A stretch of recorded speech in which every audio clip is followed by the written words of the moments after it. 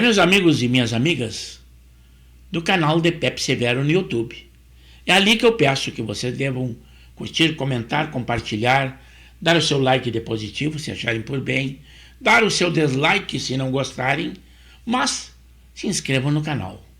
Nós temos edições diárias e dos mais variados assuntos. O assunto de hoje é um julgamento que nós estamos tendo no nosso Supremo Tribunal Federal sobre o uso da inteligência artificial. Parece uma roda de amigos para tratar de um assunto tão interessante, mas nós não vemos nenhum especialista na área da informática. São os nossos juízes do Supremo. Também nós temos aquela visita de Donald Trump, convidado pelo Emmanuel Macron, recebido com honras presidenciais, porque ele já está eleito, mas só assumirá lá no 20 de janeiro de 2025. Foi quando a reinauguração da Catedral de Notre Dame. Mas vamos ver aí o julgamento que comentamos a vocês. Se vocês não conhecem ou não viram na imprensa, aí está o julgamento que está acontecendo. Inteligência artificial, decisão do Supremo Tribunal Federal. Quem reproduz essas informações todas é o robô. Nós estamos tratando de liberdade de expressão de pessoas, quando, na verdade, no fundo, o grande protagonista dessa circulação de todas essas informações, ou falsas ou verdadeiras, ou dirigidas para as bolhas que eles próprios criam, é a inteligência artificial. A culpa é do robô. A mão invisível da inteligência artificial. Muito se fala da mão invisível do mercado. Mas existe a mão invisível da inteligência. Vão ter de regular as máquinas. A mão é invisível, mas o cérebro é visível. E os lucros mais ainda. São as maiores empresas do mundo. É a teoria do risco, na verdade. A lei brasileira de 1912 já impôs a teoria do risco para as ferrovias. E o que era a ferrovia, se não uma via de comunicação? Eu sei que você deve conhecer a linha de comunicação, que até é usado nos telefones.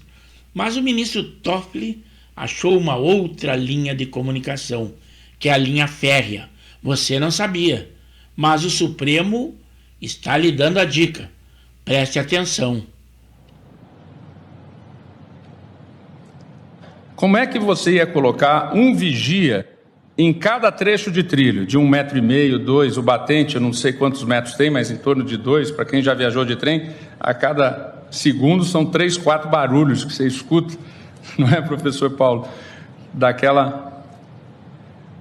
Os trens de Minas Gerais, ministra Carmen Lúcia. Mas não pode deixar de ter filosofia no meio de um julgamento do nosso Supremo. Lúcia, cantadas em músicas de Brant, letras de Brant e melodias de Milton Nascimento e voz de Milton Nascimento.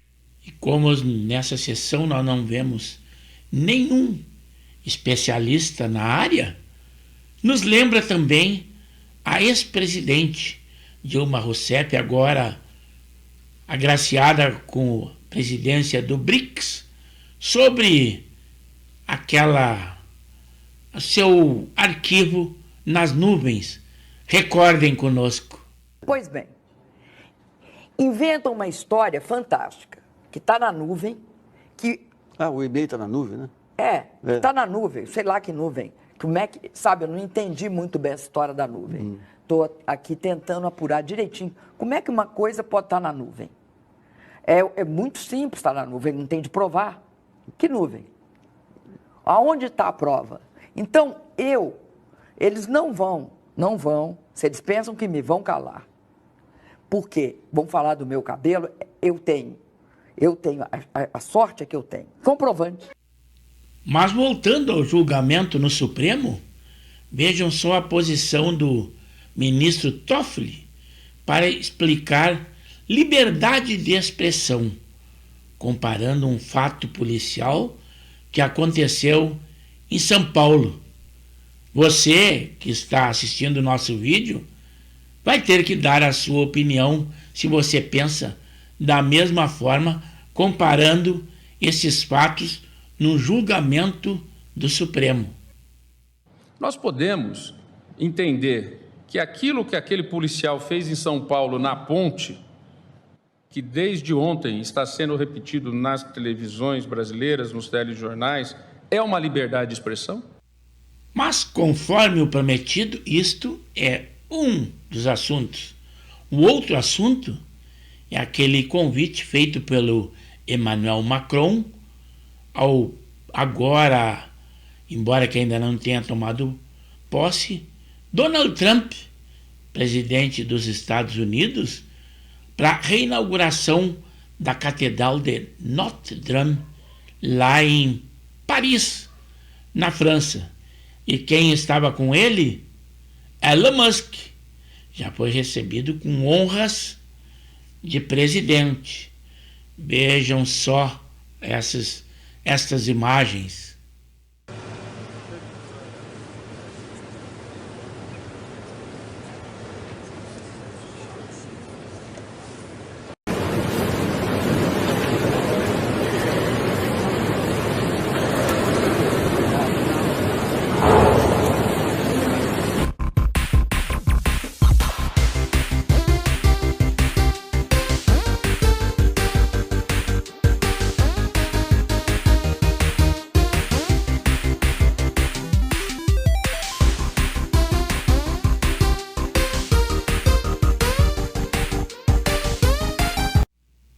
Muitas autoridades se perfilavam e faziam questão de apertar a mão de Donald Trump, que agora é um dos homens mais influentes e mais fortes do mundo atual, presidente dos Estados Unidos.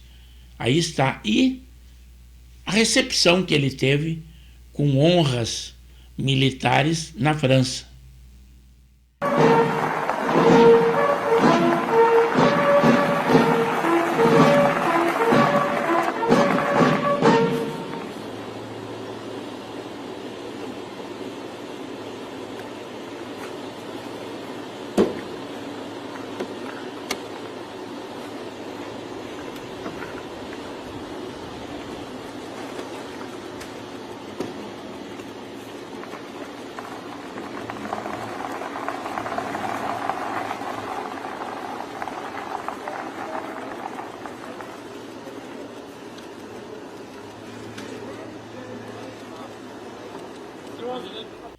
E vejam também quem estava lá. O Zelensky, presidente da Ucrânia. Mesmo que o Biden tenha ajudado e muito, despejando bilhões de dólares na Ucrânia para essa guerra contra a Rússia, ele espera e com certeza será também apoiado por Donald Trump. Mas tem um casal aqui no Brasil que eu acho que deve ter ficado muito chateado por não ter sido convidado. Vocês devem saber quem é. Mas aí está o aperto de mão do Zelensky ao Donald Trump.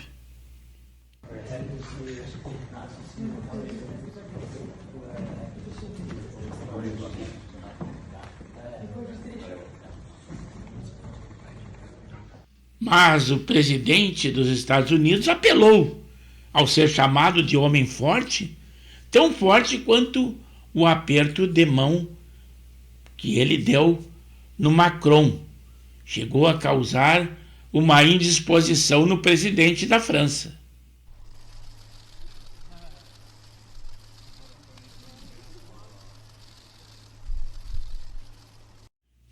E como as redes sociais e a imprensa não leva livre, saiu até um meme diante dessa situação entre os dois presidentes.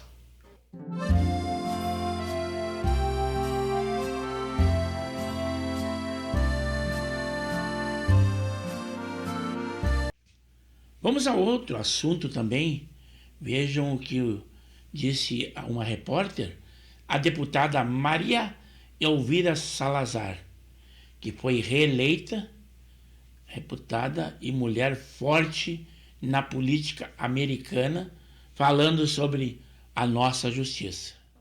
Sorry for interrupting. And who are you with? I'm with Urban Scoop. I do a documentary about Brazil and its fight for freedom of speech. And I was there when you spoke in Congress and hold up the picture of Alexandre de Moraes. Yes. And can you please tell me what is America doing to help the people in Brazil? Because Jair Bolsonaro is now forbidden to run as a president because of rulings. Look, there's a new sheriff in town. And Alejandro de Moraes should know that he is just a Supreme Court justice. He is not God. That there is a democracy in Brazil that he needs to respect, starting with freedom of speech. So I think that the United States is going to be sending that message to President Lula, who's at the end, he is the governor. He's the one elected by the Brazilians.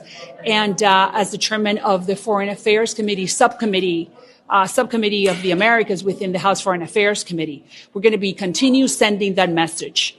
Free speech, democracy, liberty, that's what the Brazilians want.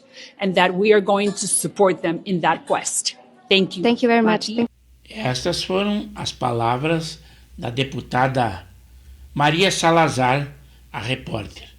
Mas vamos ver aí o que a nora de Donald Trump falou numa tribuna no CEPAC, também se dirigindo ao Brasil e à política que nós estamos tendo neste momento.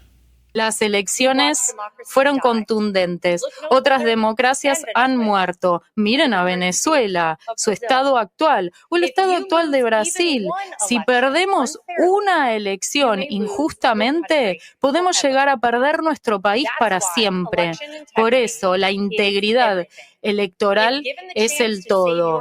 Si te dan oportunidad de salvar tu democracia, tiene que ser tu principal prioridad hacerlo. Eso es lo que quiere hacer la izquierda liberal en ambas naciones. Queda claro, ellos prefieren destruir la democracia si se les da la oportunidad. En Estados Unidos, los demócratas trataron de utilizar el lawfare y los tribunales para sacar a Trump de las elecciones. En Brasil tuvieron éxito con Bolsonaro y repiten el mismo modus operandi.